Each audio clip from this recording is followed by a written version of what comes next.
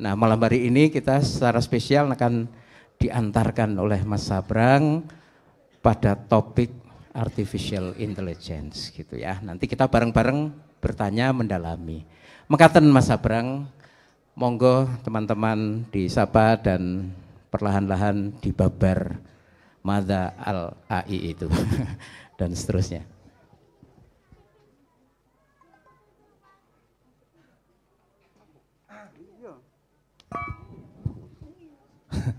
Oke, bismillahirrahmanirrahim. Assalamualaikum warahmatullahi wabarakatuh. Waalaikumsalam warahmatullahi wabarakatuh. Ini tukang fitnah utamanya mana ini? Tukang fitnah utama si Patup itu malah rawono iki.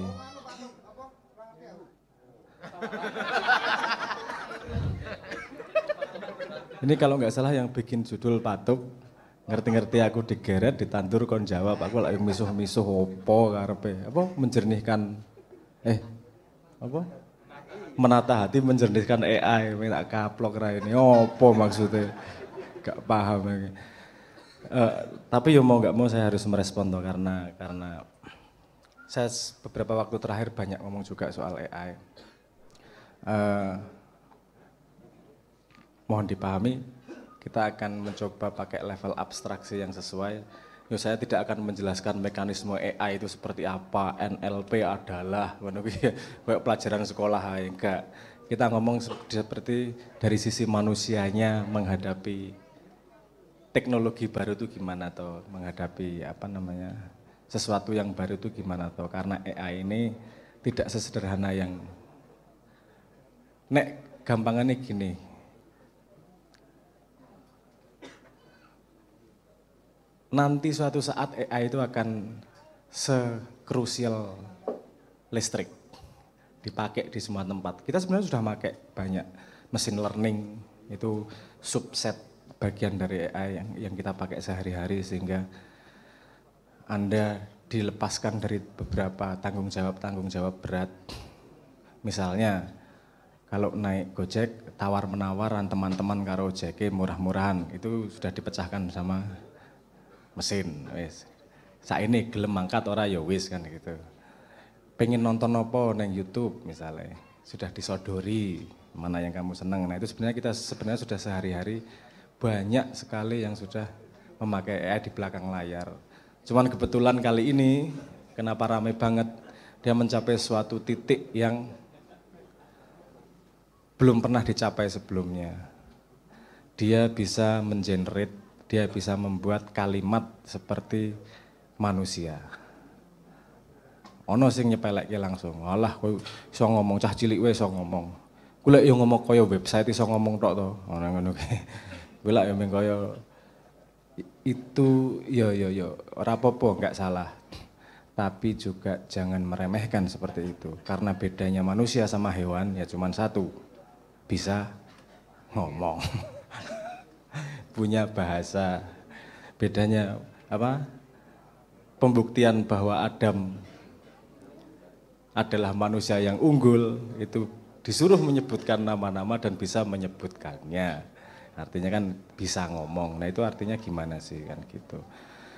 Tapi sebelum kita ngomong AI, saya pengen cerita dari manusia kita dulu agar kuda-kudanya tepat menghadapi semua teknologi ke depannya bakal seperti apa. Karena itu penting. Karena saya ketika ketemu banyak orang, persikapannya menurut saya lucu-lucu. Ono sing meremehkan, ono sing terlalu excited. Saya malah dilok ke FOMO, fear of missing out ki, wedi ketinggalan. Oh iya, ngono ya ora apa-apa wis karepmu. Nah, tapi ada yang ngomong, AI itu pasti ada biasnya. Oh iya betul. AI itu enggak sepinter yang kamu bayangkan. Oh iya oke. Makanya kita perlu kuda-kuda yang tepat untuk menghadapi semua teknologi. Oke. Pertama gini. Kita ngomong manusianya, kita ngomong manusia dengan dunia luarnya, baru kita ngomong dunia luar yaitu AI atau teknologinya. Ngono ya. Iki langsung dawa apa iki aku ngomong. Apa kudu intro sik ngono. Wis rasa intro-intronan ya wis bendino ketemu ya. Nang kopi. Kopi.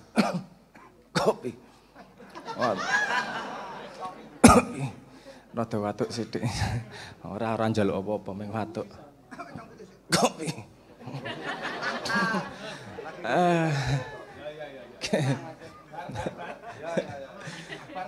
Oke.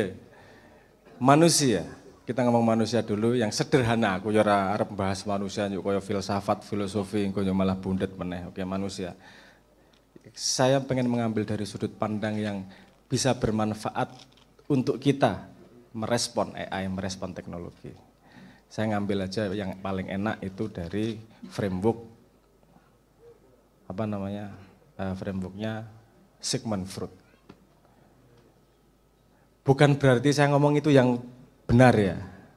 Seperti saya di video saya, jawaban benar terhadap pertanyaan itu bisa bermacam-macam. 1 tambah 1 gitu sama dengan lebih besar dari 0, kan ya bener ya, enggak salah. Kurang dari 1 juta kan ya bener tuh. Jadi jawaban benar terhadap sebuah premis, sebuah pertanyaan itu bisa banyak. Nah ini saya ngambil dari sudut pandang Freud. Sigmund Freud, mudahnya gini. Manusia itu ada 2 diktator yang selalu pengen ngamplengin dasmu, pengen nyeret dasmu. Selalu ada 2 diktator. Satu disebut ide. Yang satu lagi disebut super ego. Kamunya ego. Gampangnya gitu. Ini saya mempermudah ya. Itu adalah diktator yang mendorong dari fisiologi, dari dasar, dari menungsone. Kue ngelih, kue iten dorong, kue kudu golek mangan secepatnya. Jadi itu dorongan manusia, dorongan nafsu, dorongan segala macam itu yang dari dalam fisiologi manusia, itu dorongan it. Kalau dia sudah kalah sama idenya, dia ngikut itnya, dia akan lebih ke hewani karena ngikuti sifat fisiknya. Ada lagi yang narik sisi yang lain, yaitu super ego. Super ego adalah gampangnya gini, manusia ideal dari sudut pandang masyarakat. Menurut agama kowe kudune ngene lho, ora entuk nyolong lho, ora dadi sopan lho, ora entuk ngomong saru. Dikampleng wong klotak lorone ra karuan, ite pengen ngomong ba. Nah, tapi super egonya ngomong enggak boleh kayak gitu tuh. Dadi ora diteruske jingane. Oke, direm. Kan gitu. Selalu ada 2 tarik menarik ini. ID dan super ego. Dan egonya kamunya ini mau ketarik yang mana? Mau ikut yang mana? Yang super ego ini mendorong manusia untuk dalam tanda petik seragam. Karena ada pandangan bersama. Sing bener Islam ki ngene iki, sing bener masyarakat ki ngene iki. Kowe karo wong tua kudu ngambung tangane wolak-walik ping 18. Nah, misalnya kan gitu. Nek ming 17 kurang apik sebagai menunggu. Nah, kan gitu misalnya. Ada undang-undang dan seterusnya itu dari super ego. Pengen membentukmu pada sebentuk makhluk yang seragam.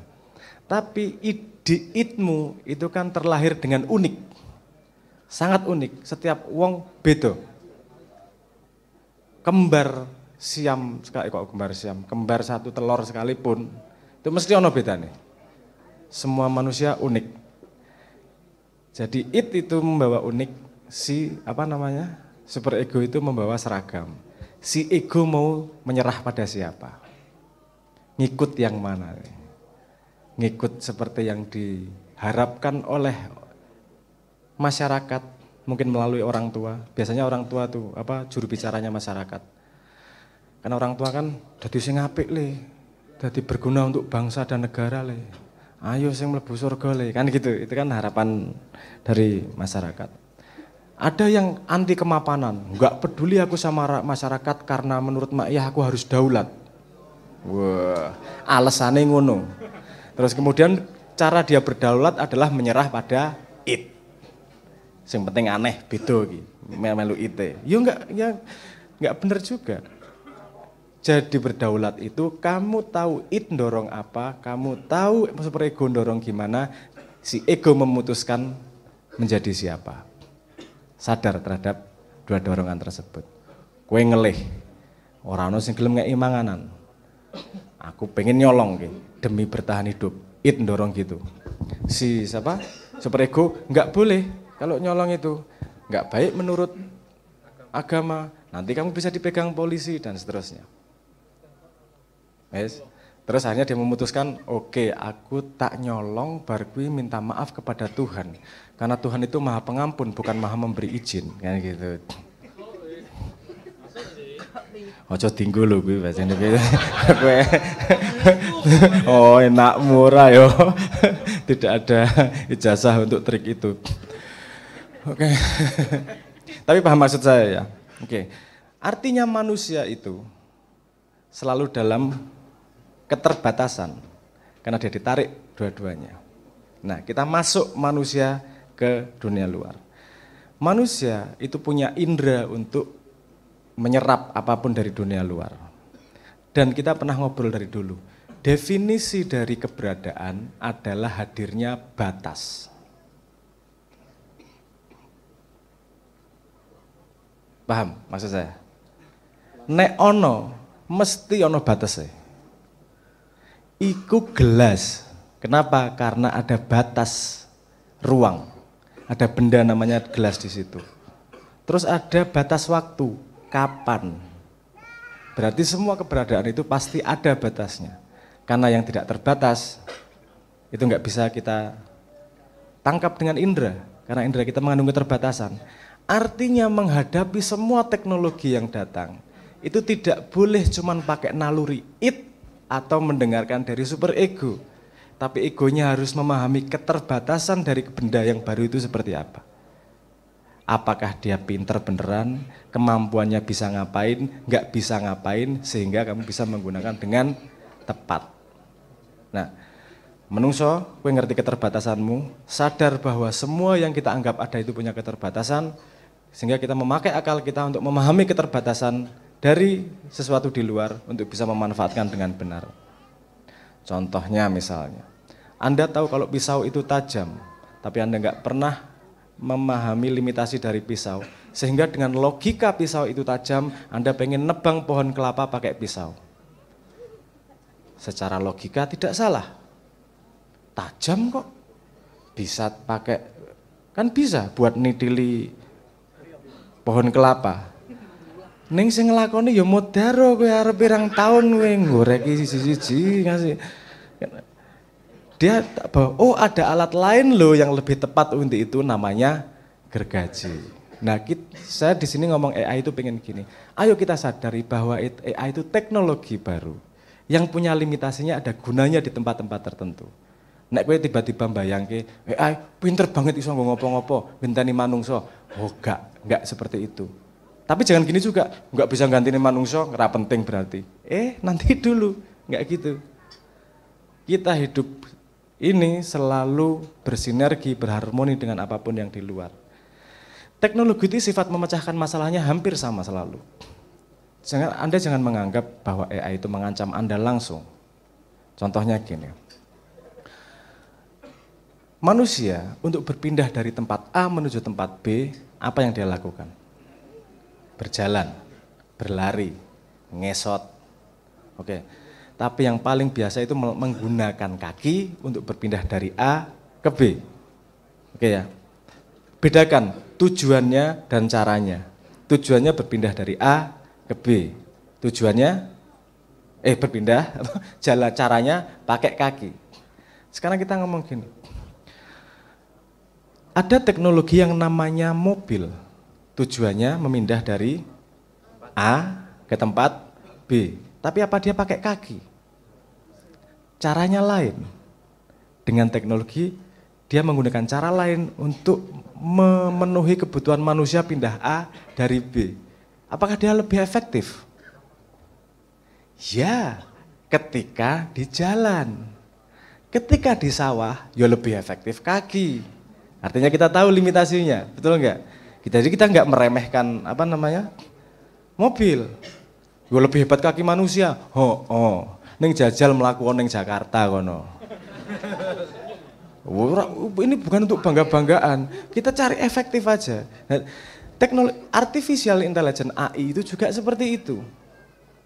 Apakah dia seperti otak manusia? Ya enggak juga. Tapi kalau dia untuk sekarang ini melakukan hal-hal yang kamu tadinya melakukan harus 2 jam, kamu bisa melakukan cuman 10 detik ini. Kan gitu. Itu seperti mobil itu tadi, membantu kamu sampai pada sebuah tujuan, tapi juga ada limitasinya AI itu. Nah, untuk kita bisa wise, bijaksana memanfaatkan AI, itu kita harus tahu limitasinya. Misalnya gini, Anda di sini ada yang paling gampang ChatGPT lah yang dipakai semua orang lah. Kenapa saya ngomong pakai semua orang itu? Kalau Facebook aja butuh 6 bulan untuk mencapai berapa ya? 2 tahun hampir ya malah nih. Lali aku datanya untuk mencapai 100 juta pengguna. ChatGPT itu butuh 5 hari untuk sampai 100 juta pengguna. Artinya sangat banyak tiba-tiba tertarik dan ini kalau Anda remehkan yang goblok Anda. Artinya 100 juta wong ki ndelok apa ya? Wong sakmono akeh iki tertarik opone ya, kan gitu. Nah, kalau Anda sudah lama kenalan sama dia, sering ngobrol, Anda akan tahu dia iki goblok matematika.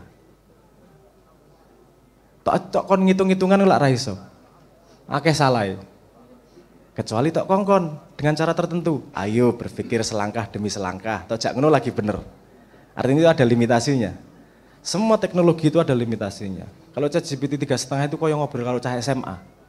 Cuman pengetahuannya sangat luas ngono wae lah. Ora pati pinter logikane. Ning pengetahuane oleh luas kan yo berguna. Bergunane nggo ngopo? Takonono hal-hal sing ora ruwet-ruwet. Yang saya waktu itu pengen mencoba memahami sebuah dinamika di dunia Islam lawas lah, sekolah Islam, dinamika antara Ibnu Rus, Ibnu Arabi dan beberapa. Nah aku ndelok ana bukune, waduh kudu maca buku songo ki, oke, 6 bulan, 7 bulan ki. Nggo ChatGPT, 3 dina rampung aku. Karena aku tahu persis, oke bukune apa wae, intine apa wae, oke. Aku kandani siapa yang ngelawan karo DE, oke. Ide dasarnya, siapa yang melawan ide dasarnya dia? Oh si Ibnu Rus. Ibnu Rus kenapa nggak setuju? Karena ini dari buku yang mana? Kari tak ngonoke karena dia ngerti banyak. Kita tanyain sedikit, kita cepat ngerambah kemana-mana. Bukan berarti dia harus 100% benar. Kalau kamu tidak yakin, uyak bukune, waca tenanan, kan gitu. Tapi kan mempercepat. Anda nggak perlu ambil posisi religius. Aku anti AI, aku beriman pada AI, enggak gitulah. Kamu tidak gitu sama bis, kamu enggak gitu sama mobil, enggak gitu sama peso, enggak gitu sama pesawat. Terus kalau berguna pakai, tahu limitasinya. Jadi terus setengah ki koyo cah SMA dengan pengetahuan yang sangat banyak. Antropik itu lebih pintar sedikit daripada 3,5 lah. Terus koyo cah kuliahan semester 3 lah, semester 4 nek bocah sinau. Jadi sok-sok ki yo sekolah meng golek tabuhan. Nah, GPT-4 itu lumayan logiknya oke. Saya agak tidak mudah untuk ngetrik logik dia. Logik 3,5 ki gampang banget ngetrik logiknya. Tapi kalau walaupun dia sebenarnya juga tidak punya intrinsically, tidak punya komputasi untuk logik. Cuman dia belajar kata-kata manusia saat dunia, gampangnya gitu ya. Dia belajar dan melihat polanya. Dia nggak perlu logik. Karena kita menyampaikan logika itu kan pakai bahasa. Dia nggak perlu tahu logikamu seperti apa. Dia membaca semua yang ada di internet. Dia akan menemukan pola kata-kata, menemukan pola kalimat. Seolah-olah punya intelligence. Saya ngomong seolah-olah. Karena definisi intelligence itu tidak mudah didefinisikan. Oke. Kalau kemudian kita masuk ke, tadi itu kan sudah ngomong orangnya, pensikapannya, kita ngomong AI-nya sekarang. AI, saya tadi sudah bilang, AI dan machine learning sudah dipakai sejak zaman dulu. Kenapa ini menjadi sesuatu yang perlu diperhatikan sekarang? Karena dia mencapai titik yang signifikan, yaitu dia bisa berbicara dengan bahasa manusia. Mesin dan manusia bisa ngomong pakai bahasa manusia. Sebelumnya manusia kalau mau ngomong sama mesin harus pakai bahasa coding. Sebelumnya. Sekarang walaupun dia belum bisa coding ya, tapi tak kon gawe function sederhana bisa kok. Aku punya gini-gini, matematikanya gini. Nah saiki aku ra iso coding wis iso coding dadian gara-gara ChatGPT. Aku logiknya gini-gini tambahin gini-gini gaweke Python klotak, gaweke Golang klotak, keluar sendiri. Dia sudah seperti pembantu lah dalam tanda petik. Pembantu yang ready 24 jam. Dan itu ternyata bermasalah juga buat saya. Saya sempat adiksi. Offline 3 jam ki aku yang stres. Aku ngobrol karo sapa iki? Ngobrol karo sapa iki? Takon karo sapa iki? Karena euforia saya betapa banyak ilmu yang bisa diambil dari situ. Saya bisa ngecek ide saya apakah pernah dilakukan orang. Dan ternyata ide-ide baru yang saya miliki itu 80% sudah dilakukan orang tapi saya nggak tahu. Itu menarik untuk ngecek kayak gitu. Orang-orang anyar ternyata apa sudah pernah dilakukan orang. Nah, alat seperti itu kenapa tidak kita pakai aja? Ini tadi titik berbahayanya, bukan berbahayanya. Titik yang apa namanya? Kuncinya adalah dia bisa memahami dan action dengan bahasa manusia. Artinya untuk manusia bisa menggunakan teknologi secara lebih maksimal, itu cuman kalau kamu bisa chat pakai WA, kamu bisa cari ilmu sebanyak-banyaknya, bisa nyuruh komputer ngelakuin apa aja. Dengan kafiat ya, aku ngomong ini mesti diseneni karo cah apa sing belajar AI. Ra iso ngono Mas, iki kan isih rong iso. Iya. Ini level abstraksinya sederhana aja. Artinya dengan apa namanya? Dengan sebuah artificial intelligence jenis tertentu, kita bisa komunikasi pakai bahasa manusia. Kalau antara kita aja ngomong bahasa manusia, sekarang otak peradaban itu ditambahi yang namanya mesin AI. Yang dia bisa menyimpan data segitu banyak, yang dia bisa ngobrol sama kita. Nah, ini menurut saya titik yang harus kita perhatikan. Artinya teknologi terbuka untuk semua orang. Semua orang bisa menjadi pengguna, semua orang bisa menjadi pembuat, semua orang bisa menggunakan teknologi secara lebih maksimal. Dan ini pintunya ke belakang akan menjadi apa? Saya membayangkan rantai uteku apa? Rakuat ngasihane uteku karena kemungkinan probabilitasnya sudah diopo wae luar biasa mengerikan akeh. Luar biasa mengenai. Insya Allah nanti beberapa waktu, mungkin seminggu lagi, gue tak share lewat angga, gue cah-cah, gue konco-konco lah, tak share. Ono apa sih bisa untuk membantu orang tua, apa namanya, piye didik anakku kangelan ngomong ki, bali-bali, anakku senengane kemarin. Kamu punya problem apa terhadap anak, dia bisa memberi advice dari sudut pandang yang berbeda, misalnya gitu. Itu kan berguna. Nah, orang tua yang setiap hari dari apa namanya pagi sampai sore harus kerja, nggak punya waktu untuk memperhatikan anak, tapi pengen yang terbaik untuk anaknya, dia harus ngobrol sama ahli psikologi, ahli gizi dan ahli pertumbuhan anak. Ada AI yang bisa membantu, walaupun tidak secanggih orang beneran, tapi itu lebih accessible daripada tidak ada sama sekali. Paham maksud saya ya? Nek bandingin psikolog tenanan, yo pinter psikolog tenanan pasti. Tapi nek bendino dodolan gorengan apa ya sempat ning psikolog tenanan. Masa mau ditutupi sama informasi seperti itu untuk membangun apa? Untuk menumbuhkan anaknya. Nah, ada beberapa nanti yang akan saya share ke teman-teman lah lewat WA wae itu. Untuk membantu anak-anak. Misalnya kemarin aku nyoba anakku sering ngompol, dia udah ngasih apa sih terus ngasih rekomendasi biar nggak ngompol kasih gini, tapi udah kelas 3 SMA ngakak, kalau gitu mungkin dia penyakitan, jawabnya kalau gini, gak gayeng nanti ngobrolnya, seru gitu loh. Maksudnya ya, kita bisa suara rupotan apa suara tanpa rupa gitu ya. Ya orang digawe suara itu tulisan chatting sih, itu chatting. Jadi menurut saya gini, dengan informasi yang terbuka, yang bisa diakses dengan kemampuan manusia chatting, artinya siapa saja yang bisa WA, itu bisa menggali ilmu sebanyak-banyaknya dengan AI. Itu kemungkinan yang langsung bisa kita manfaatkan. Nah, detail soal AI apa dan segala macam, kan AI macam-macam toh, ono sing iso gawe video, ono sing iso gawe coding, ono sing iso gawe gambar, iso gawe suara dan seterusnya kan bisa bermacam-macam.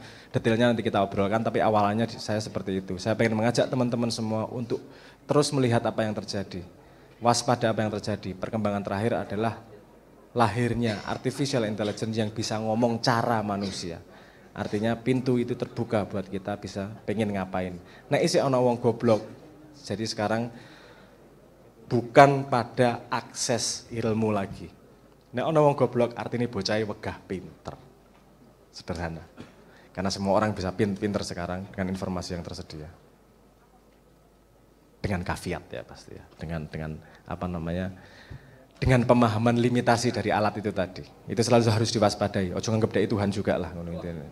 Wah, sih ngomong ChatGPT mesti bener ki, enggak juga, ya mesti ono salah ya gitulah. Tapi paham maksud saya ya? Ini teknologi baru yang masuk, yang kita harus waspada ke depannya seperti apa. Terus apa namanya? Kita mensikapinya harus benar, jangan pernah meremehkan. Karena orang yang meremehkan sesuatu tanpa memahaminya lebih dulu itu tanda-tanda orang sombong dan orang bodoh.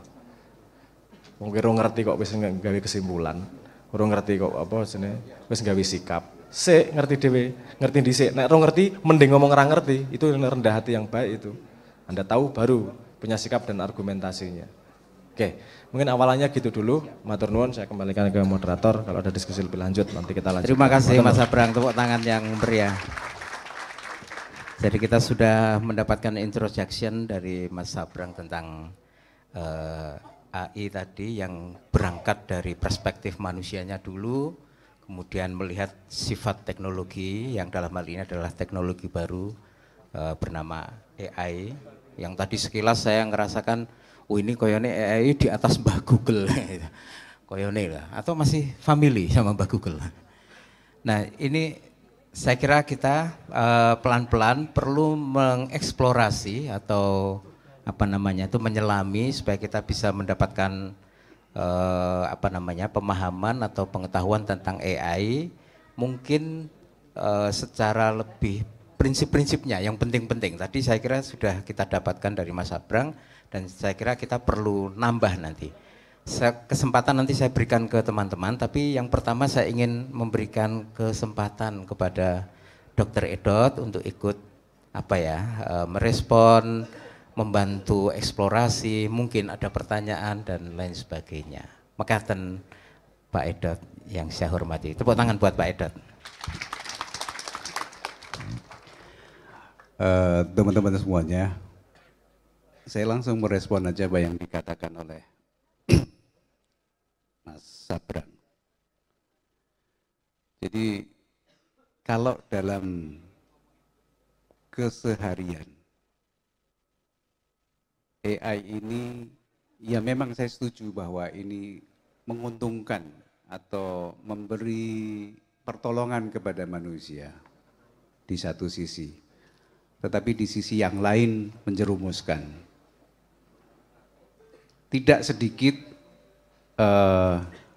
ibu-ibu atau bapak yang datang ke saya, datang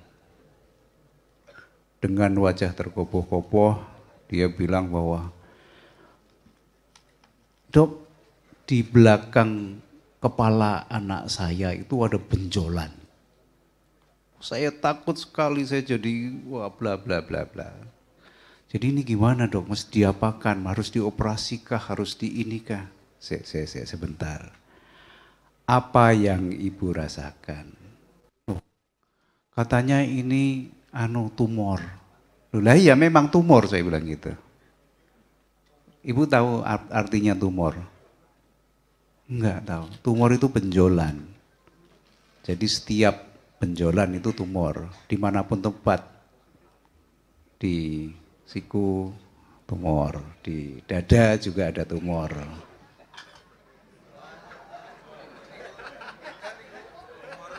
Tomorrow maksudnya. Tumor Cina boleh. Bahasanya anak muhi laban gitu. Laban kabir tumor sing gede maksudnya. Iya. Iya. Itu terjadi beberapa kali dan saya langsung bilang, saya nanya, "Ibu nggak usah terlalu banyak nginternet," saya bilang gitu. Karena gini, setiap kita searching, kita googling dengan satu kata misalnya, benjolan di belakang kepala, pasti akan mengarahkan kemana-kemana dengan demam, tidak dengan demam, akhirnya ke penyakit yang paling berat, yaitu kanker. Itu adalah algoritma mesin, di mana dia tidak mempunyai pertimbangan-pertimbangan yang lain. Pertimbangannya terlalu kompleks kalau kita masukkan di situ. Karena untuk menganalisis bahwa sebenarnya benjolan ini normal atau tidak normal, patologis atau fisiologis itu kita cukup banyak waktu yang kita sita untuk mempelajari apa sih benjolan itu. Jadi kalau misalnya benjolannya kecil, kurang dari 1 cm, kemudian tidak ada keringat dingin malam, tidak ada penurunan berat badan, aktivitasnya masih normal, kita harus masukkan semua data, semua parameter itu. Kalau perlu nanti ditambah dengan tambahan-tambahan pemeriksaan, misalnya di ronsen diperiksa laboratorium apakah ada marker-marker yang memang mendukung untuk itu. Jadi kadang-kadang Brang, ini yang meresahkan pada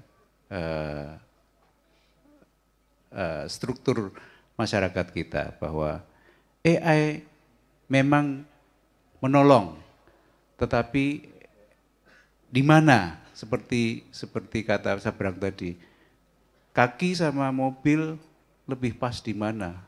Menolong mobil atau lebih bagus kaki atau lebih bagus mobil? Ya tergantung tempatnya di mana. Ya saya kira itu salah satu ilustrasi yang pertama saya berikan, karena kalau kita ngomong intelligence itu tadi kita sudah sedikit agak mengeksplor tentang intelligence itu tadi, baik per definisi maupun apa yang ada pada manusia, kita akan sangat banyak untuk menguliti apa itu intelijensi itu. Demikian Yai Helmi. Saya kira langsung dijawab saja, karena pada saat yang sama saya juga lagi nyusun pertanyaan. Ya, jadi teman-teman juga nyusun pertanyaan. Pertanyaan tadi saya juga ngelintas-lintas itu. Misalnya kalau kita memanfaatkan AI untuk membuat desain apa ya, desain cover atau apa, itu kan dalam waktu yang sangat cepat bisa terjadi berdasarkan input yang kita lakukan. Itu nanti kira-kira sekarang tuh hak patennya itu atau copyright itu dimiliki berdua atau gimana gitu, atau bagaimana? Karena ini juga challenge yang muncul saya kira nanti. Apakah itu menimbulkan pergeseran pandangan terhadap soal-soal yang terkait? Kemudian juga yang barusan terlintas itu, tadi Mas Sabrang mengatakan bahwa kalau sekarang kita tuh enggak pinter, berarti itu apa? Kalau kita ini bodoh sekarang, berarti yang terjadi adalah enggak mau pinter, karena pintu-pintu pengetahuan tadi sudah dibuka dengan bukan hanya luas tapi cepat. Kan tadi Mas Sabrang sudah menggambarkan bagaimana efisiensi yang bisa dicapai. Nah, Ma'iyah ini kan juga majelis ilmu, artinya majelis mencari ilmu. Kira-kira bagaimana nanti kita bisa memanfaatkan, dan dengan kecepatan-kecepatan tadi yang didapat, saya bayangkan kalau secara tradisional atau lama kan kita mencari ilmu, misalnya saya sowan ke Pak Edot, sowan ke Kiai Edot misalnya untuk tabaruk mencari ilmu. Nah, tradisi yang lama ini nanti bagaimana kira-kira? Tetap bisa jalan ataukah bagaimana dan seterusnya lah. Gitu Mas Sabrang, monggo. Seru. Semua teknologi yang pernah muncul itu mengubah budaya manusia, selalu. Cuman yang kemarin itu munculnya tidak secepat ini, sehingga kita tidak tahu budaya yang lama gimana. Menganggap norma baru adalah budaya yang benar itu seperti itu memang. Cuman bedanya cuman itu aja. Misalnya gini, Om Edot kan tadi concernnya tentang gimana nih make AI-nya pas benernya kapan nih. Makanya tadi saya juga menggarisbawahi pentingnya kita mengetahui luar dalam kelebihan dan batas-batas dari AI itu untuk bisa memakainya dalam keadaan yang tepat. Nek salah ya nganggo pisau, nganggo nebang pohon kelapa itu tadi. Kan gitu. Ini gini, ini nih perkembangan teknologi sangat cepat. Jadi nek arep ngomong nggak usah AI lah. Orang tua, Anda lihat di grup keluarga, orang tua menghadapi keterbukaan informasi aja nggak bisa kok. Membedakan mana hoax sama enggak aja susahnya setengah mati kok. Yang paling banyak nyebar hoax siapa di grup keluarga? Pak D, Bude, Bule. Mohon maaf. Kenapa? Ini karena sama sekali alur informasinya berbeda nih. Dulu ketika zaman kelangkaan informasi, informasi itu bisa digunakan sebagai status sosial. Idenya sudah belajar gitu, it-nya. Kalau aku di warung, gardu ronda ngomong, aku ngerti lah, aku lagi tuh kabar bahwa si A ini, Pak ini, tadi gini-gini, tinggi posisinya. Informasi baru itu bisa membuat dirinya tinggi di society. Dengan naluri yang sama, dengan psikologi yang sama. Itu informasi anyar ki. Hoax pora tak bagi neng grup keluarga, glodak. Ini kalau nggak salah penelitian terakhir itu menunjukkan yang membagi hoax itu 70% generasi boomer.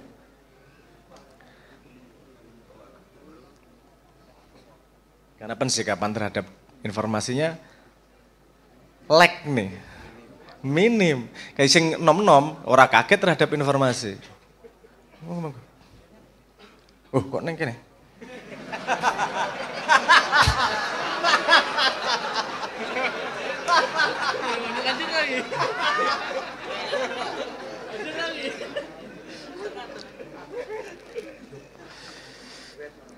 Tak terus ya. Apa namanya?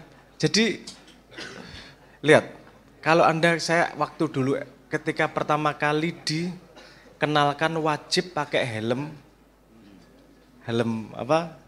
standar. Yang sebelumnya gue helm ciduk kayak. Perlawanan gue. Itu seolah-olah perlawanan melawan ketidakadilan terhadap rakyat itu. Lihat satu generasi berikutnya. Anak-anak sekarang nggak ada yang nggak pakai dan nggak ada yang mempermasalahkan itu sama sekali. Nah, biasanya teknologi yang berpengaruh sama manusia, itu cukup ada waktu agak panjang generasi untuk mengabsorb, untuk menyerapnya sehingga generasi berikutnya siap. Sekarang ini kita tidak punya kemewahan seperti itu. Aku ngalami Omedot ya, dari telegram, surat-suratan, pager, SMS yang bayar per SMS piro tadi gratis gue WA. Kok kentongan malah ya. Broadcast message tok isone ya. Nek kentongan kan isone broadcast tok gue. Ora iso bantuan. Broadcast message tok sak kampung. Nah, itu seperti itu. Sing generasi tua mesti ketinggalan pensikapan terhadap flow informasi yang baru. Ada dua pensikapan. Ada yang memilih untuk menidakkan, meremehkan. Dan ada yang memilih untuk aku ora ngerti, aku ngambil jarak dengan teknologi. Aku mandito. Ya, ada yang ngambil sikap seperti itu. Jadi saya banyak juga ketemu misalnya di generasi-generasi yang lalu-lalu di Jakarta ngobrol gitu, saya ngelihat pensikapannya beda-beda ki. Ada yang pengen berusaha mengikuti, ono sing wis lah aku wis tua, aku ora melu-melu wis. Monggo wis wayahe bocah nom dan seterusnya. Saya yakin wong urusan WA durung beres untuk urusan hoax. AI ini akan menghasilkan gasruk-gasruk seperti itu tuh. Tapi ini yang bedanya sama kemarin. Karena kita sudah bisa mendelegasikan sebuah gagasan yang kemudian bisa dibahasakan dengan bahasa yang dipahami oleh dia. Artinya kita bisa membuat agensi untuk mengawal tiap orang dengan cara yang personalized nih. Ini yang kemarin diobrolkan sama di Khan Academy di beberapa tempat di mana bahwa pendidikan bisa sama sekali berubah karena setiap orang bisa mendapat guru yang personalized nih. Guru yang sangat memahami yang gue banget lah. Memahami aku banget lah. Segala tumorku dipahami sama nah seperti itu. Nah, terus pertanyaan Mas Helmi itu tadi. Gimana dengan copyright? Itu semua buatan manusia, itu juga harus beradaptasi. Tak kasih tahu korban pertama ketika terjadinya internet. Musik, film itu casualty awal itu dari adanya internet. Kenapa? Karena harga yang dihargai dari musik itu bukan karyanya. Nomor satu, ketika jualan kaset, jualan CD, yang dihargai adalah ongkos produksi dari replikasi musik tersebut. Replikasi itu harganya mahal, sehingga harganya mahal ini yang namanya CD musik ini. Bukan terutama musiknya aslinya. Bahwa itu dihargai ya, saya nggak ngomong nggak dihargai ya. Tapi terutama mahalnya itu datangnya dari produksi replikasinya. Ketika replikasi tinggal copas, ada yang di sini ngalami Napster? Napster ada yang ngalami? Itu Napster itu yang menghajar musik pertama, karena saya adalah salah satu pengguna perampok awal. Loh, piye Jal? Napster itu yang ketika MP3 naik, setahu saya sampai sekarang satu-satunya kata keyword yang bisa mengalahkan porno itu cuman MP3. Ketika booming dulu MP3. Gimana satu musik cuman 3 mega, 4 mega. Napster itu bisa membuat folder musik Anda kelihatan sama orang. Dan orang bisa download dari folder musik Anda. Nah, ketika ribuan, puluhan ribu bagi download diskografi Zeppelin, Queen, apa ya kayak mau geragas kayak tinggal copy paste kok. Nggak bisa mendengarkan kok. Nah, itu masalah itu kan kemudian coba dipecahkan oleh NFT. Karena replikasi menjadi sangat murah, barangnya sendiri jadi tidak ada harganya. Jadi tidak ada yang namanya scarcity. Scarcity itu apa ya bahasa Indonesia nih? Kelangkaan. Barang semakin langka kan semakin mahal, semakin berharga. Menurut teori ya. Semakin langka semakin berharga. Nah, ketika dia distribusinya pakai fisik itu kan langka. Tapi ketika pakai digital tinggal copy paste jadi nggak langka sama sekali. Makanya diciptakan NFT itu membuat kelangkaan artifisial. Konsepnya gitu. Terus kemudian ya bubbling dan seterusnya lah. Wong iso tak delok ngopo tak miliki kan gitu terus kemudian. Ya itu cerita yang berbeda lagi. Nah, AI ini akan membangun dinamika yang sama sekali berbeda. Copyright itu tadi nanti bisa sama sekali berbeda mekanismenya itu. Bisa menjadi sangat atomik. Sangat atomik itu means gini. Karena semuanya digital, artinya kita bisa merecord apa saja yang terlibat dalam sebuah karya. Nah itu kan bisa didisperse kemudian data lineage-nya jelas. Pendistribusian right bisa atomik. Ya, ada itu salah satu kemungkinan. Kemungkinan yang lain nggak peduli. Seperti perilaku orang Timur. Orang Timur terhadap teknologi nggak ada copyright. Aku nggawe barang, dikopi kancaku, monggo, yang penting manfaat untuk orang banyak. Wah, mulia sekali. Nek kiri sambat. Tapi mulia kan gitu. Ini membuat orang tidak terdorong untuk berinovasi karena tidak ada keuntungan pribadi. Kan gitu.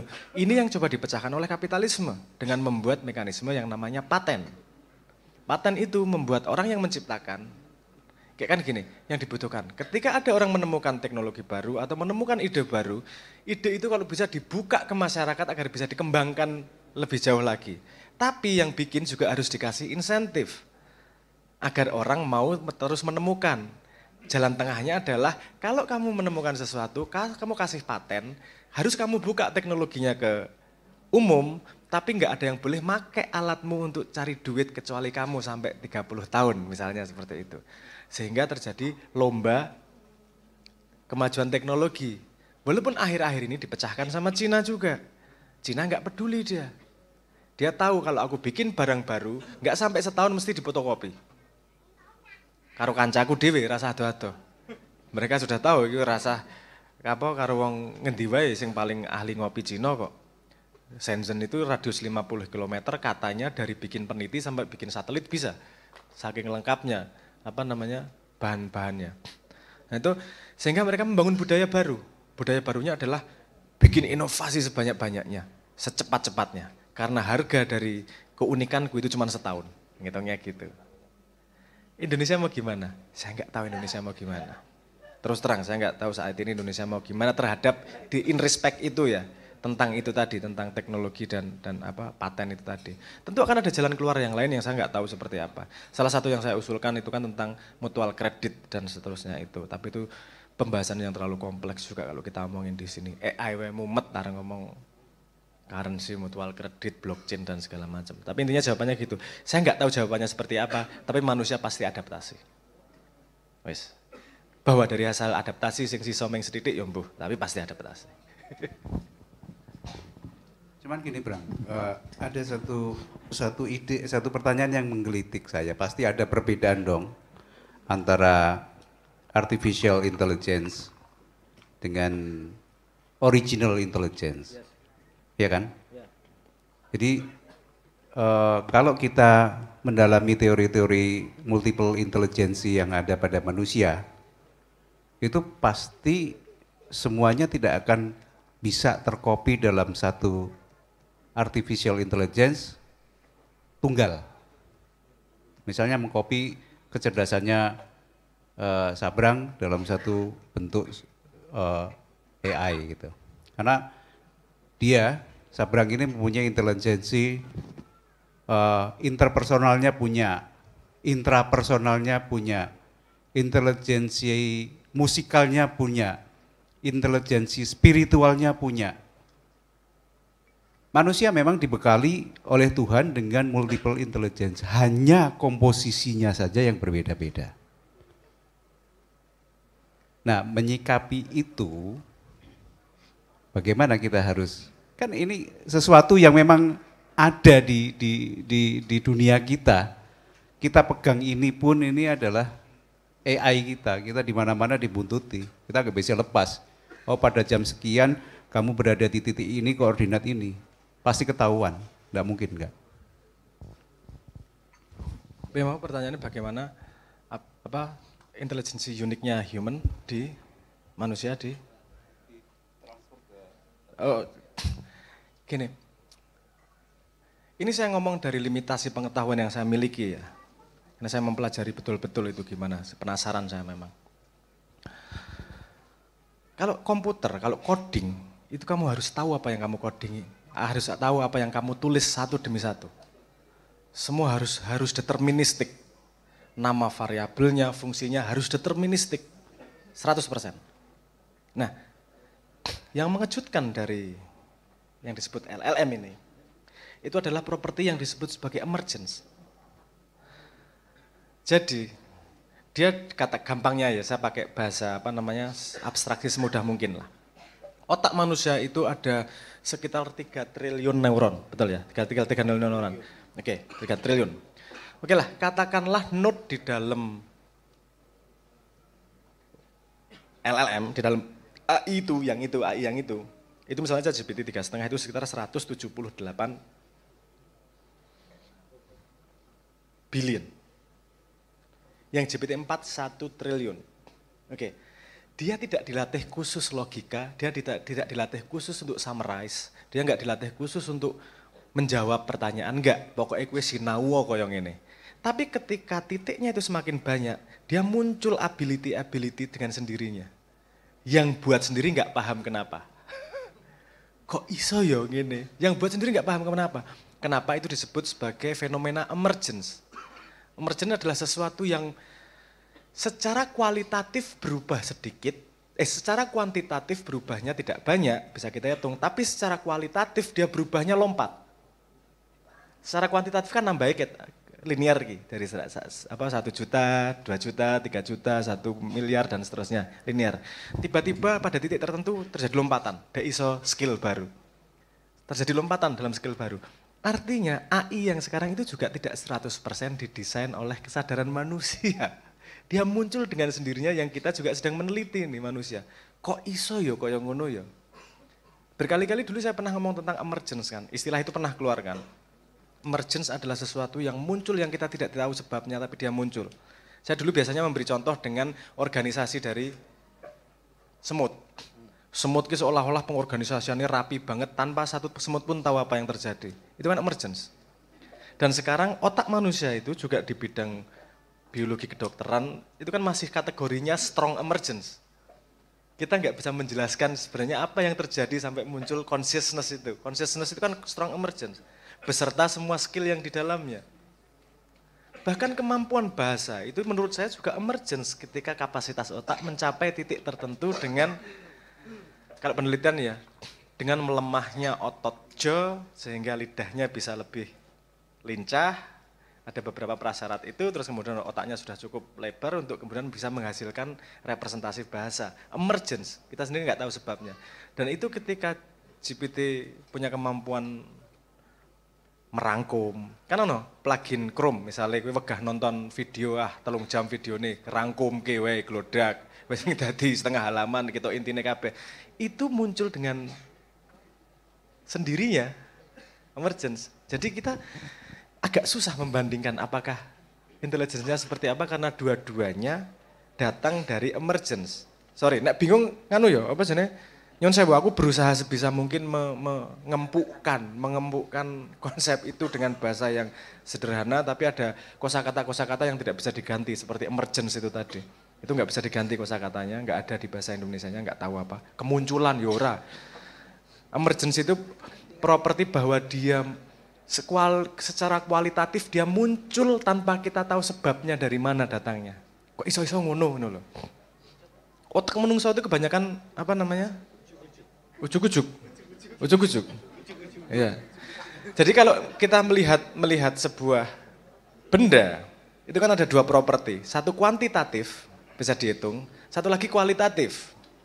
Menungso kan kuantitatif. Misalnya kuantitatifnya tuh jumlah otak apa, neuron di otakmu berapa, kamu udah umurnya berapa, kan gitu, itu kuantitatif. Tapi ada kualitatif, kemampuan skillmu seberapa, kemampuan bicaramu seberapa. Nah itu ketika pertumbuhan kuantitatifnya linear, tapi kualitatifnya loncat, itu artinya terjadi emergence yang kita tidak tahu sebabnya di mana. Itu yang sangat perlu diperhatikan.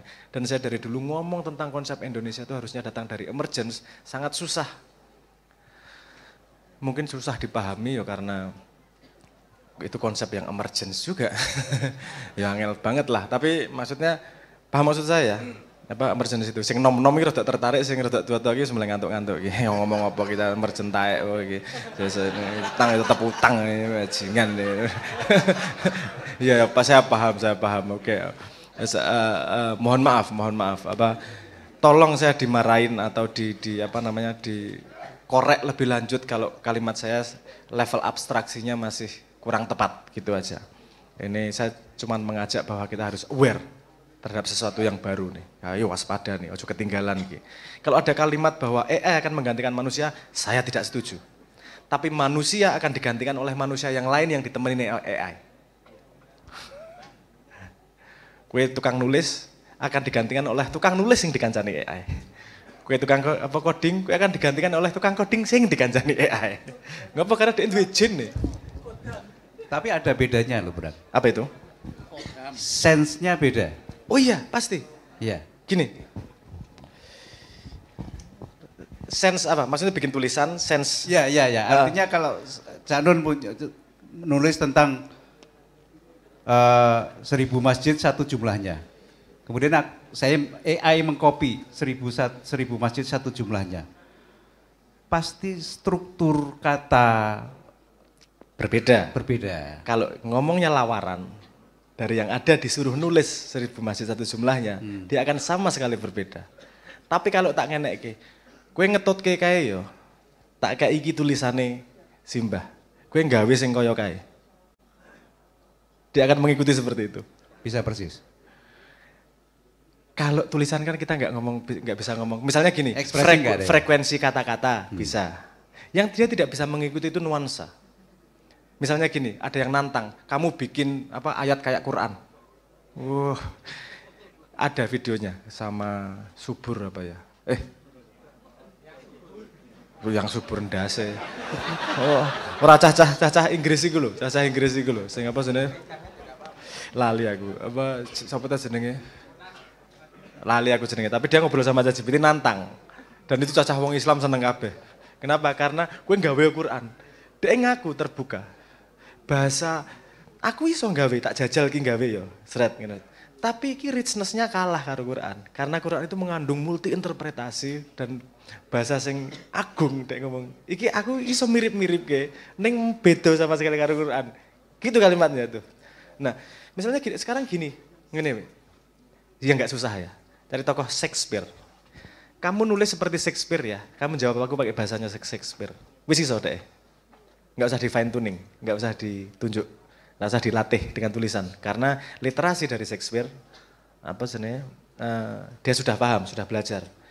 Dan apa tokoh-tokoh lawas hampir semua. Aku jajal kok ngomong kayak Imam Ghazali, ngomong kayak Imam Hambali, itu kalimatnya yang dipilih, kata-kata yang sering keluar, diikuti kata-katanya sering keluar. Karena dia menghitung probabilitas kosakata mana yang sering dipakai, urutan kata yang sering dipakai di mana, probabilitas itu diambil. Bahwa apakah bisa menyamai piye ngukure? Pertanyaannya kan gitu. Karya yang berbeda kita anggap sama ki piye? Kalau kita tidak ada matriks untuk mengukur kuantifikasi dari sebuah karya pada ukuran yang pihak ketiga kan ngono kan nggak bisa kita ngomong. Tapi nek dhewe maca iki kaya kalimat-kalimate Shakespeare ki, gitu bisa. Ada marker-marker tertentu. Aku njajali kabeh kuwi. Dadi kaya caveman ngono iso. Dadi ngono gawe tulisane ya ngono kuwi. Kowe kowe seperti pirate. Yo aye ngono kalimate ngono iki lucu apa kok kuwi. Nyenengke banget kuwi. Nyenengke banget tuh. Mungkin gitu respon. Satu pertanyaan Mas Abraham. Berarti kan berinteraksi dengan AI ini kan berarti membutuhkan kemampuan bertanya yang baik. Nah, sedangkan apakah di Indonesia dengan kondisi masyarakat atau dengan sistem pendidikan yang menghasilkan orang-orang yang bertanya saja sulit gitu. Nah, bagaimana AI ini apakah nanti akan di Indonesia ini bagaimana? Apakah memang akan masif diterapkannya atau butuh waktu yang lama atau bagaimana? Ada berita menyenangkan dan ada berita menyedihkan. Berita menyenangkannya ini bukan hanya masalah Indonesia. Sistem pendidikan yang hampir sama. Itu menghasilkan output yang kurang lebih mirip. Ya, susah bertanya itu tidak hanya dialami oleh Indonesia, tapi dialami oleh seluruh dunia. Itu berita yang menyenangkan menurut saya. Kenapa? Karena kita kemudian bisa berpacu melawan siapa saja nih kesempatannya. Berita menyedihkannya, orang Indonesia kebanyakan orang sombong. Nggak mau beradaptasi. Kalau merasa dia sudah benar, merasa dia sudah paling itu beradaptasinya amat sangat susah. Dan terutama ini bukan kalimat saya, ini kalimat Russell Ackoff. Kalimatnya begini dia, institusi yang seharusnya paling cepat beradaptasi adalah institusi pendidikan. Karena sumber ilmu adanya di institusi pendidikan. Tapi faktanya institusi pendidikan adalah institusi yang paling lambat beradaptasi. Sebabnya kenapa nggak tahu, kemungkinannya salah satunya adalah karena sombong itu tadi. Sombong dalam tanda petik ya implisit ya, enggak kemudian sombong seperti yang kita lihat sebagai sombong karena secara bawah sadar, loh aku sing duwe ilmu kok. Kan gitu. Harapan saya itu salah. Kita mampu beradaptasi secara cepat. Ini dunia baru ini jangankan wong sing lawas. Aku sing urung terlalu lawas maksud mengikuti, itu kepontal-pontal ngikuti. Ya Robbi, kepontal-pontal tenan ngikuti. Saya setiap hari itu ndelok jurnal anyar, perkembangan anyar, jurnal anyar, perkembangan anyar, jurnal anyar, perkembangan anyar. Ya aku mikir kalau orang-orang tua, generasi-generasi tua terus kemudian putus asa, wis lah ra urusan meng koyo ngono wae, oke, enggak masalah. Tapi saya hanya memikirkan kemudian generasi berikutnya nih, kudu siap ki. Karena ini arus yang tidak bisa dibendung ki. Mungkin kamu tidak punya kesempatan waktu untuk sebenarnya maca jurnal dino-dino ya ngobrol karo aku sing maca wis tugasku kuwi. Nanti kita jelaskan bareng-bareng, sementing nek pas aksi kita aksi bareng-bareng kan gitu juga. Nah, kembali gitu tadi saya sudah mengusulkan di banyak forum bahwa pendidikan kita sekarang harus mulai bergeser kepada melatih critical thinking. Bahkan saya sudah membuat proposal penelitian untuk metodologi melatih anak critical thinking yang sampai sekarang tidak dianggap penting oleh orang-orang yang pandai tersebut. Nah, sekolah wis ra ono masalah kok ngopo to dadak gawe-gawe kan gitu. Iki berubah lapangan, Cuk. Iki sama sekali berubah lapangan. Kemampuan yang paling dibutuhkan saya sangat setuju. Kemampuan bertanya. Kemampuan bertanya itu sensitivitas terhadap gatel di otakmu. Dan itu latihan. Kalau orang latihan, kamu tidak akan sensitif terhadap pertanyaan di otak. Saya merasakan betul bedanya ketika ada ChatGPT dan enggak. Karena biasanya ketika ada gatel ning otakku pertanyaan, itu aku inget-inget kalau bisa tak catat. Sering selip. Oh, kadang-kadang lupa, ada 3 question lupa. Ini karena instan nih. Gatel sidik, apa ya soal kayak tak takon ke itu jawabannya. Gatel sidik, takon itu jawabannya. Itu ternyata justru tambah akeh gitu. Itunya, apa namanya? Anak pertanyaannya itu tambah banyak. Jadi wah takon terus dan jawabannya cepet takon, jawabannya cepet sama dia. Jadi koyone aku 3 bulan terakhir ini belajarku podo karo 3 tahun sebelumnya ini. Maksudnya karena cepet, bertanya dan jawabannya itu cepet. Nah itu kita tidak dilatih untuk bertanya, kita dilatihnya untuk patuh. Artinya kita dilatih untuk patuh kepada super ego. Kalau ngomong sekolah, egonya tidak dinaikin, ID-nya dianggap penjahat. Ya, kita harus mulai berpikir ulang tentang itu. Saya nggak ngomong yang sekarang buruk dan harus diganti. Yang sekarang itu memecahkan masalah seperti mobil. Ya, memecahkan masalah. Cuman kebetulan sekarang kendaraannya melewati selat. Oke yo, ganti kapal itu bukan saya tidak setuju mobil.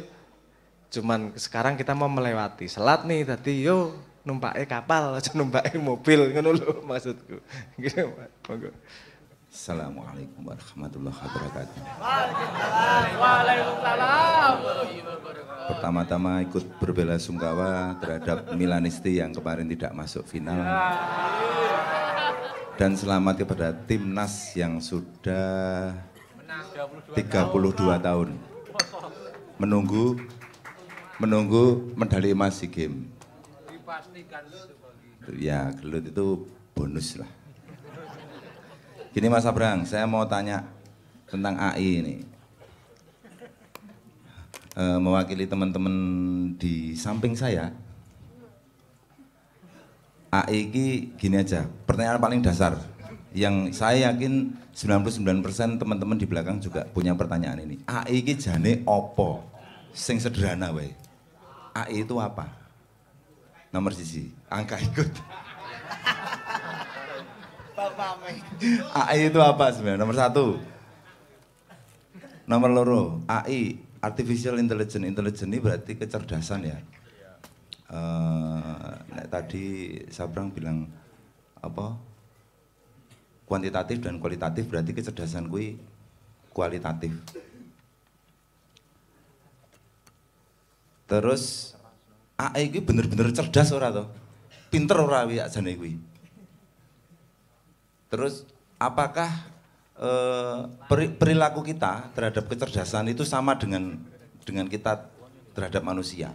Misalnya terus di sekolah diajari, ya toh diajari apa namanya sopan santun, yuk AI sopan, diajari sekolah tambah pinter, diajari gitulah. Pokoknya apakah perilaku kita terhadap menghadapi kecerdasan AI itu sama dengan manusia? Nek cerdas tenan berarti wah ini sangat tidak terbatas kemungkinannya kita menggunakan AI gitu. Atau ming sakjane ming bejan. Ya bejan karena saya menulis pertanyaan yang sama di ChatGPT 2-3 kali hasilnya beda. Iki jane pinter tenan apa bejo-bejan Gitu ya. Nomor 1 AI kuwi apa? Secara sederhana. Nomor 2 iki jane cerdas tenan apa? Oh, bejo-bejan. Nomor 3 ya mengko lah. Nuwun ya, Brang ya. Assalamualaikum warahmatullahi wabarakatuh.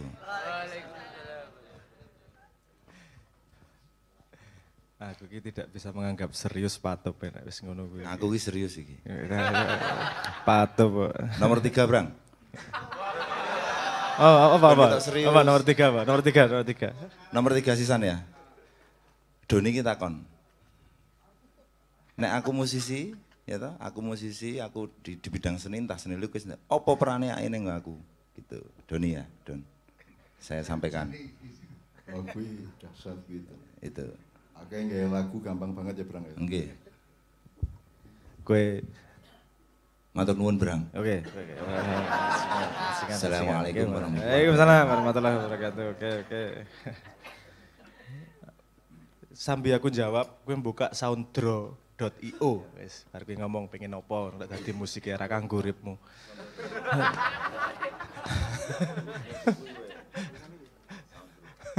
Oke, AI. Selain angka ikut, itu juga artinya tadi artificial intelligence. Jane apa toh? Kalau kita berhubungan dengan benda lain di luar kita, itu kan kita pasti punya kategorisasi. Kursi, meneng, kucing, isobah. Itu gampangnya gitu ya. Asu, patop. Apa namanya? Ya, pokoknya kita punya kategorisasi seperti itu. Terus kemudian salah satu kategorisasi adalah saya tidak ngomong AI dari definisi formal ya, agar kita bisa penak ngobrol secara menungso wae. Jadi salah satu yang bisa kita berhubungan pakai bahasa dan kita iso nyambung ngobrolannya, itu dianggap punya intelligence. Karena iso tektokan gitu ngobrolannya, iso tektokan. Nah, dianggap punya intelligence. Nah, gini, apakah AI benar-benar punya intelligence? Itu dijawabnya sebentar. Pertanyaannya gini dulu, apakah kamu tahu benar-benar nek kancamu sing tok jak ngomong kuwi duwe intelligence? Lha kowe ngertine saka ngendi? Kan kamu taunya dari komunikasi. Bisa nggak dia menata kalimat?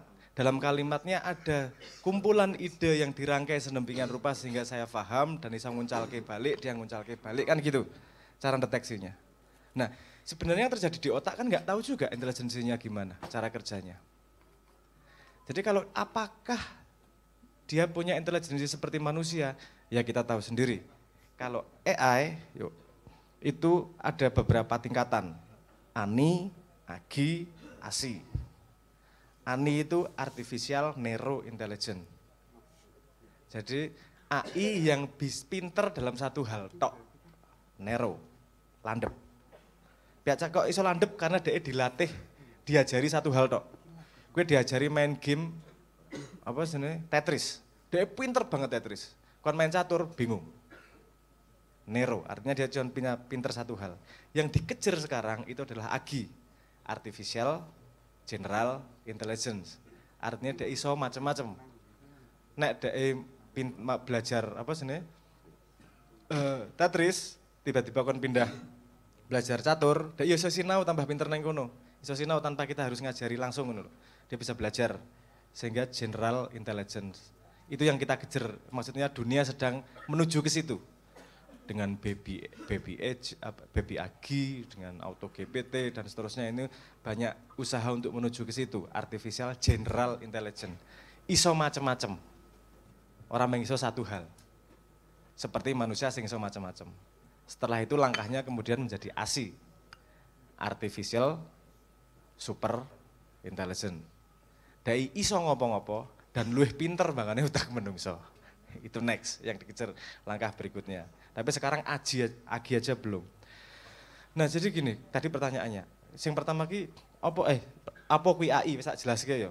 Bahwa kita harus mendefinisikan intelligence ki ora iso. Kanggone dhewe ki pokoke nek aku iso ngobrol ro dhek. Bisa memberi feedback yang bisa saya tangkap punya makna, tak anggap dua intelligence, gampangnya gitu aja.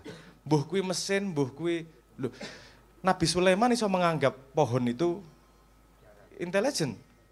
karena dia bisa menangkap informasi dan tektok ditakonin. Siapa? Imam Ghazali yang cerita nih, yang apa namanya ngomong kalau nggak salah ya ini, kalau saya nggak jadi ahli agama mesti aku jadi tabib.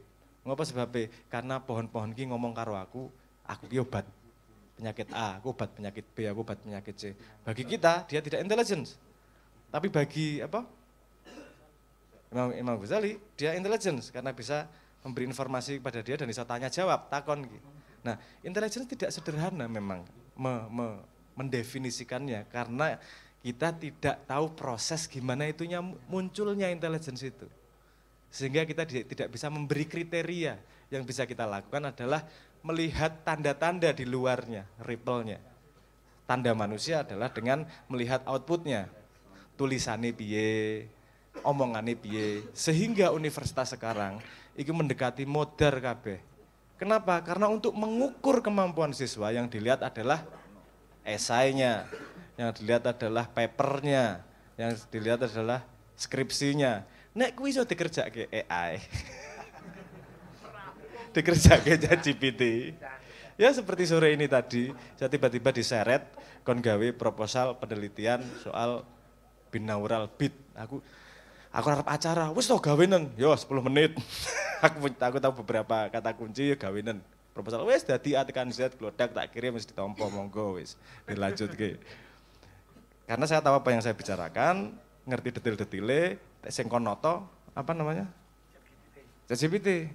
Bahkan ada gini, kadang-kadang aku pengen bikin dokumentasi yang jenis itu loh. Saya nggak tahu gimana cara bikin dokumentasinya. Tapi gunanya untuk ini. Nah, dia akan membuatkan sesuai standar. Aku kurang ngerti, justru bisa belajar dari situ. Aku nggak pernah tahu bikin perjanjian utang. Ya takon karo dhek. Karena dia memberi feedback yang berguna buat saya dan saya bisa mengembalikan. Misalnya ora pas kuwi ditambahi komponen iki, diulangi komponen iki dan dia bisa memberi feedback, artinya saya bisa menganggap bahwa dia punya intelligence. Paham maksud saya ya? Kenapa jawabannya berbeda? Nah, saya banyak saya beberapa kali orang menganggap bahwa jawaban yang berbeda itu adalah kekurangan dari AI. Saya pengen bercerita hal yang berbeda. Gini, AI itu sekolah, belajar. Dia belajar dari semua kalimat-kalimat yang pernah dikeluarkan manusia. Sehingga dia tahu pola, nek ngene terusane piye. Oke ya, jadi dari kata-kata akan keluar pola-pola kata-kata berikutnya. Sehingga namanya completion, bagaimana mengkomplitkan kalimat itu. Dia belajar dari seluruh dunia. Gini, pertama. Karena dia belajar dari siapa saja. Dari AI kita mendapat fakta bahwa satu pertanyaan bisa menghasilkan 1000 perspektif yang berbeda sehingga jawabannya bisa macam-macam. Bukan berarti itu salah. Artinya menunjukkan bahwa manusia itu punya sudut pandang yang sangat banyak untuk melihat jawaban dari sebuah pertanyaan. Saya dari video kemarin kan saya sudah bilang, kalau ada orang merasa bahwa pertanyaan dari jawaban itu cuma satu, berarti dia belum paham benar mekanisme dunia ini. Kita nggak bisa tahu 1 tambah 1 itu berapa. Ini istilah ya, aku dibantah gitu. Istilah gitu. 1 tambah 1 sama dengan berapa? Tadi kan saya ngomong, bukan kurang dari 3, kurang dari 1 juta, lebih besar dari 0, bisa benar semua. Sebenar-benarmu, saya tak salah, 1 tambah 1 berapa? Berapa? Jawab, yang menurutmu paling benar berapa? Kamu ngomong 2 karena kamu punya asumsi aku pakai basis 10. Kalau aku pakai biner, 1 tambah 1 sama dengan 1, 0. 10. Artinya ketika kita menjawab, itu kita punya asumsi di belakang yang tidak kita sadari. Sehingga kita mengharapkan sebuah jawaban tertentu. Kalau tidak sesuai dengan asumsi kita, terus kita menganggap jawabannya salah. Padahal semua jawaban punya perspektif dan punya asumsi di belakang yang berbeda. Justru jawaban yang berbeda itu menunjukkan bahwa manusia itu kaya, luar biasa untuk melihat sebuah masalah. Jadi memang gitu. Ada pertanyaan, ada tulisan patut ngeluarin prompt misalnya, gini. Dalam kalimat itu ada beberapa kata kunci yang menunjukkan domain. Contohnya ini. Apa ya istilahnya, saya ngomong otak, saya ngomong utek, dan saya ngomong cerebellum misalnya, itu menunjukkan saya ngomong di domain mana. Utek itu mesti nggak ngomong, ketika saya ngomong utekmu kuwi lho, bukan dokter tuh yang ngomong mesti. Ya toh, ini kekancan mesti. Nek ngomong cerebrumu bermasalah, mesti ora kekancan gue. Itu mesti area kedokteran, betul ya? Berarti probabilitas kata yang keluar adalah area kedokteran, kata-kata yang keluar. Karena ada kata-kata kunci yang hanya keluar di domain-domain tertentu. Sehingga dia punya probabilitas. Nah, probabilitasnya itu berbeda-beda. Ada parameter namanya temperatur di situ. Kalau temperaturnya 0, gampangnya gitulah, ada settingannya. Dia cuma ngambil probabilitas yang paling atas. Sehingga jawabannya relatif stabil. Tapi kalau kamu bikin temperaturnya 1 misalnya, dia kreatif. Kreatif itu artinya ada 9 probabilitas dia ambil salah satunya aja lah, yang mana. Jadi jawabannya kok beda-beda terus iki. Nah, itu menunjukkan bahwa sebenarnya dia memiliki perspektif dari banyak pembicaraan. Artinya gitu. Nah, gue pengen jawaban sing akurat, temperatur 0. Kayak apa sih token parameter-parameter di dalamnya lah, yang menurutku kira perlu jeru-jeru neng kono lah. Apa itu bisa mengubah behavior dari AI-nya itu sendiri. Jawaban terhadap itu, kenapa jawabannya berbeda? Itu memang turunan dari cara membuat AI-nya, karena AI-nya juga dilatih untuk belajar dari manusia. Aku ora perlu ngomong membedakan supervised, unsupervised dan seterusnya ya. Iki karena bukan pelajaran SKS tentang AI ya. Tapi intinya saya ingin mengatakan bahwa itu justru kelebihan.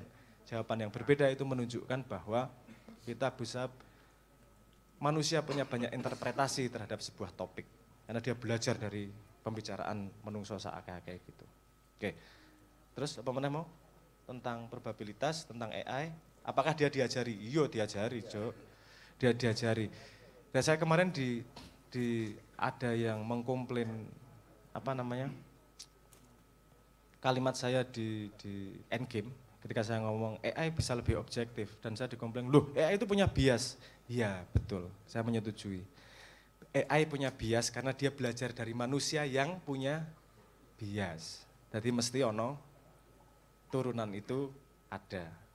Tapi karena AI memiliki pengetahuan dari manusia yang lebih banyak, kemungkinan objektifnya lebih tinggi daripada manusia. Kan ngono. Aku gak ngomong dia mesti objektif luar biasa gak. Mesti ono menungso sing wise luar biasa bisa melebihi AI objektifnya, mesti ono. Tapi nggo korak-korak kaya dhewe. Sing jenenge wong soleh dudu dan wong pinter ora. Itu oke lah. Mungkin objektif dia yang sudah belajar dari banyak orang itu patut untuk kita pertimbangkan, bukan untuk diikuti secara buta loh, patut untuk dipertimbangkan. Jadi intinya AI itu membuka akses untuk pengetahuan yang segitu banyak. Gak harus kamu patuhi, minimal kamu bisa mendapat perspektif yang berbeda. Kemarin saya bikin yang kemudian akan saya share untuk orang tua yang pengen didik anaknya. Tadi saya sempat cerita ya, jawaban terhadap satu pertanyaan, anak saya males belajar, gimana cara agar dia rajin belajar? Itu jawabannya berbeda, tinggal perspektif siapa. Perspektif psikologi, pertumbuhan anak, ustadz, ahli olahraga, itu jawabannya beda. Yang semua menuju agar anaknya rajin belajar, behavioris, jawabannya berbeda. Mana yang benar? Loh, iso dijajal, mana yang paling cocok buat anakmu? Kan gitu jadi kita. Bukan terus, salah iki. Kita tonton dulu. Saya merefleksi pada salah satu kalimat Plato, nek salah ya, Plato kalimatnya, yang dia mengatakan bahwa salah satu ciri intelektual adalah dia mampu untuk mensimulasi ide tanpa harus percaya atau tidak percaya. Jadi dia bisa menerima ide, diolah di kepalanya, tidak memutuskan percaya atau enggak percaya. Engko sik tak delok sik. Jadi orang langsung nolak di awal gitu loh maksudku. Nompo dhisik perspektif, oke, setelah itu baru tak coba. Nah, AI adalah alat yang sangat efektif untuk kalau mau jalannya gitu. Cari perspektif. Menurut Imam Ghazali gimana cara mendidik anak? Menurut Ali bin Abi Thalib gimana? Kalau menurut Aidit gimana? Kalau menurut, kamu kan nggak harus percaya. Pengen tahu aja kok, lihat perspektifnya kok. Tidak mungkin ada orang bisa seimbang kalau tidak tahu ujung-ujungnya. Betul nggak? Paham maksud saya ya? Kamu tahu seimbang kalau kamu tahu ujung-ujung dari informasi semua. Nah, itu gunanya AI dan jawaban yang berbeda-beda itu tadi. Justru kelebihan menurut saya, bukan kekurangan. Ngoten? Ya. Oh musisi, seni. Musik itu disebut sebagai exact art. Kalau kategorisasinya. Walaupun dia seni, tapi sebenarnya ada rumus yang jelas. Kalau harmoni ini ke sini itu ada rumusnya yang jelas. Kalau ada rumus yang jelas, artinya AI belajarnya nggak susah. Dia akan menemukan pola-pola gimana yang enak buat membuatnya. Tapi seperti yang tadi dikatakan dikatakan Om Medot.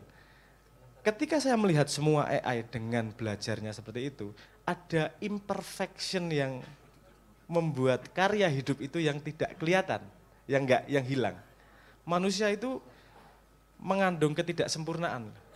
Dan ketidaksempurnaan itu yang membuat manis. Kowe nek ana cah wedok andeng-andengi siji karo loro seimbang.